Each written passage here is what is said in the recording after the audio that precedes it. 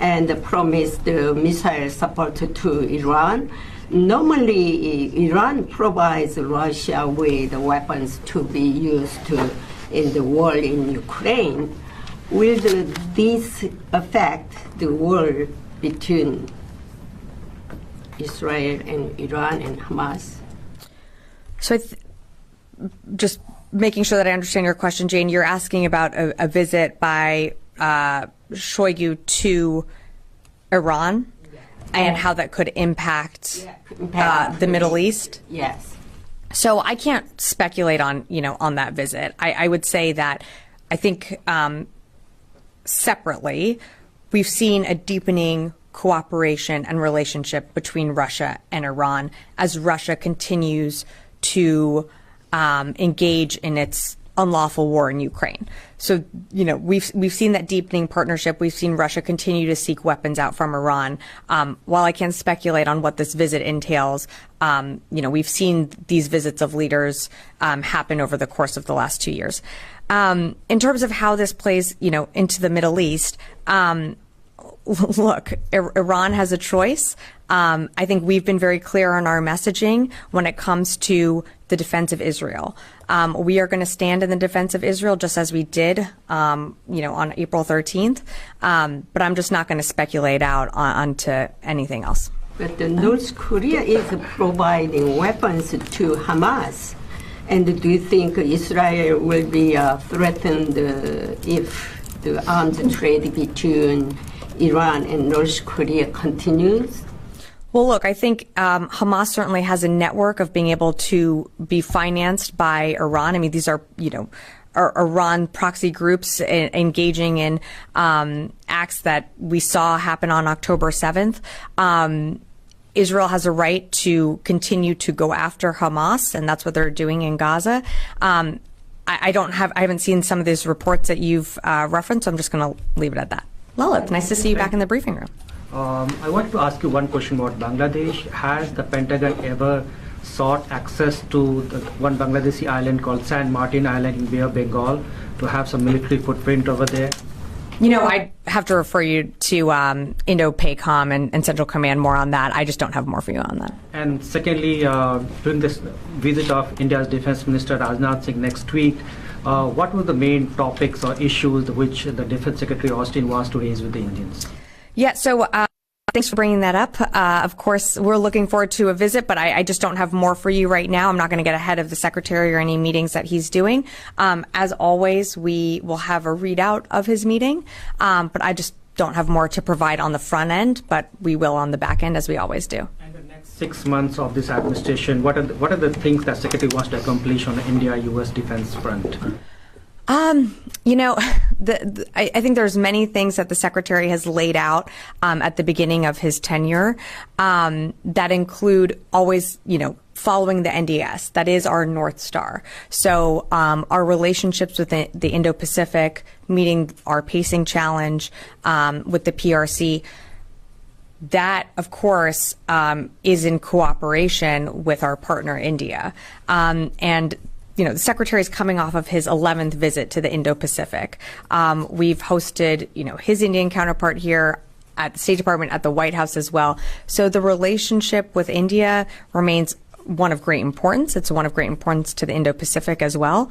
As you mentioned, there's a visit coming up, and when we have more to share on that, we certainly will. Thank you. Yeah. Yeah, I'll stop. Yeah. Thank you. So, I have a couple on Ukraine. So Ukraine is asking for permission to use Western weapons for longer-range strikes inside Russia to build momentum during its Kursk operation. Is this something that the United States is considering? So I don't have anything more to provide on long-range deep strike capabilities. We have given them, capabilities and sort of worked with the Ukrainians on setting those parameters, but those haven't changed. Why is this still considered to be escalatory, given that there has been no major response from the Russians to the incursion of Ukrainians into their territory? I mean, it seems like that every red line that Russia draws, Ukrainian military is erasing now. We can have a very long conversation about this. I will tell you that the weapons that we are providing them, and not just, you have to remember, this is not just the United States. This is a coalition of countries coming together through the UDCG, providing weapons and capabilities and support to Ukraine. We believe the best way that they can be effective on the battlefield is by knitting those capabilities together and continuing to push forces back to regain their sovereign territory. That doesn't necessarily happen by doing long-range deep strikes within Russia. And of course, we're worried about escalation. So just because Russia hasn't responded to something doesn't mean that they can't or won't in the future. And that's something that the administration is always weighing. But you have to remember that what Ukraine has been able to do with some of the whether it's from us or other countries, they've been very successful in being able to take back their sovereign territory, and they still continue to do it. This is not something that's going to end in a day, although it could if, Putin decided to withdraw his troops from Russia. But certainly Ukraine, it's going to take time. It's taking training. And what I will tell you is what is that our commitment is with Ukraine for the long haul. I'll just leave it at that. Yes. Thank you so much for the opportunity. Couple weeks back, White House Middle East advisor-led delegation visited Saudi Arabia along with Pentagon and State Department officials, held talks there, and just last week we have seen that U.S. lifted ban on Saudi Arabia from offensive air to ground mutations. So question is this part of ongoing Saudi Arabia, U.S. and Israel trilateral deal in the context of Saudi Arabia and Israel normalization? Yeah, so we put out a statement on that from the State Department or from the White House. I would refer you them to speak more to that. That has to do with FMS sales, so I just would refer you to them. And secondly, Saudi Crown Prince just suggests some Congress people that he's at the risk of being assassinated because of normalization talks with Israel. So he's armed forces chief in Saudi Arabia. He's the man who is directly engaged with United States and maybe indirect channel with the Israel as well. So how concerning it is for the United States? I haven't seen those reports, so I just can't offer a comment on that at this time. Thank you. Yeah, over here. Yeah, thank you, Sabrina. Yesterday, State Department's deputy spokesperson told me at no point the U.S. government did discuss the U.S. military withdrawal in Iraq. And soon after these comments, the Iraqi Foreign Ministry issued a statement, and they said there are no U.S. forces in Iraq except for military advisor under the umbrella of the international coalition. And these advisors there's discussion to terminate these advisors in Iraq. Could you tell me, do you have any U.S. forces, troops in Iraq? So, as you know, we have forces in Iraq, and we have forces in Syria, and those forces are there to or they're committed there to ensure the defeat of ISIS. And we work with the Iraqi security forces to do that. You know that. You've asked me about it before. So I'm not sure where the disconnect is here. If you're asking about the Higher Military Commission, those talks continue and are ongoing. And, they are continuing, and you've seen us do readouts of every time those talks happen here or whether it's in Iraq, but I don't have an update on where those stand right now. And the things that the Iraqi government says that there's no U.S. forces there advisors. What's the difference between the U.S. troops, forces in Iraq and the advisors? So I haven't seen those comments, so I'm not going to directly comment on that. But as you know, because we've talked about this before, we do have forces in Iraq that actually have been attacked before, which you've also asked me about. And so their mission there is to ensure the defeat of ISIS. And we work with the Iraqi security forces to do just that. So while you're referencing someone's comments, I just haven't seen them, so I just don't have more to share on that. Charlie. Thank you, Sabrina. With the Abe Lincoln headed to the vicinity at haste, as has been repeated, it still won't be there for a number of days, so it'll be irrelevant if Iran or Hezbollah were to strike. Is the plan, the strategy to have two carrier strike groups in the vicinity at the same time and maybe have an overlap of the Roosevelt? So I'm not going to speak to timelines or how long one carrier will remain in the region and the other will depart right now. What I can tell you is, the secretary directed the Lincoln to accelerate towards the Central Command area of responsibility.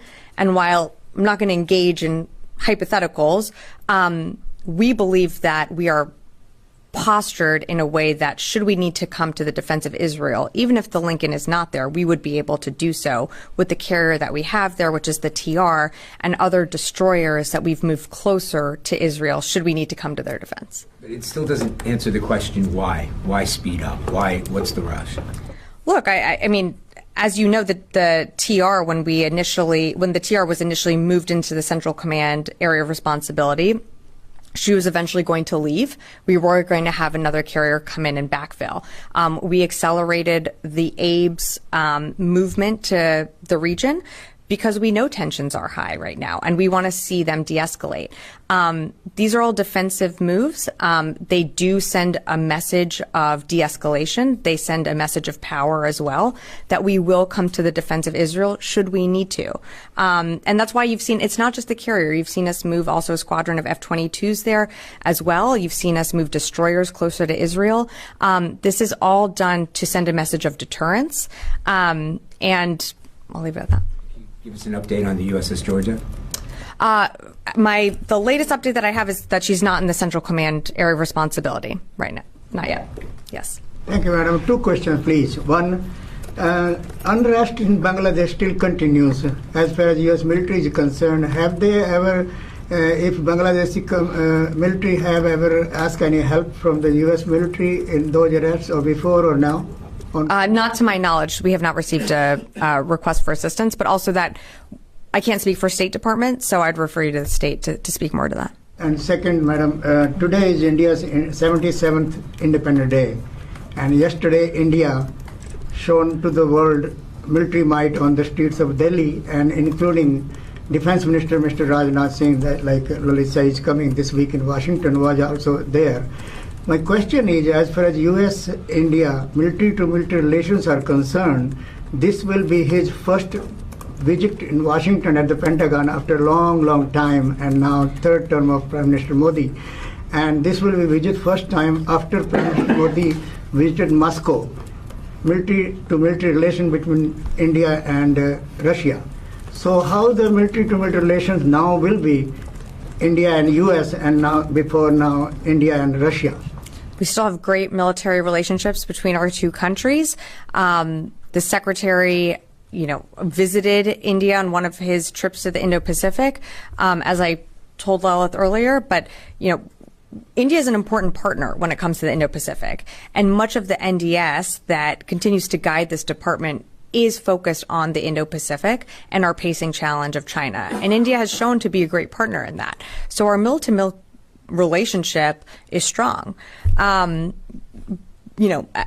of a visit, again, I'm not gonna get ahead of that. We will always have a readout, but I'm not gonna get ahead of the Secretary. Thank you, ma'am. Yes. Me or no? Go ahead. All right. I want to ask Charlie's question a little bit differently and I was it out. definitely pointing to this gentleman over here in the blue blazer. Noah, we'll come back to you. Go ahead. Yeah. Sorry, Noah, I'll come back to you. Sorry, I just mistook. Also on deterrence forces, so same topic. Has the force posture changed for those forces that have been moved in the region in light of the ceasefire negotiations ongoing? And just broader, does the administration see the Doha negotiation as an opportunity to avoid a broader conflict in the region?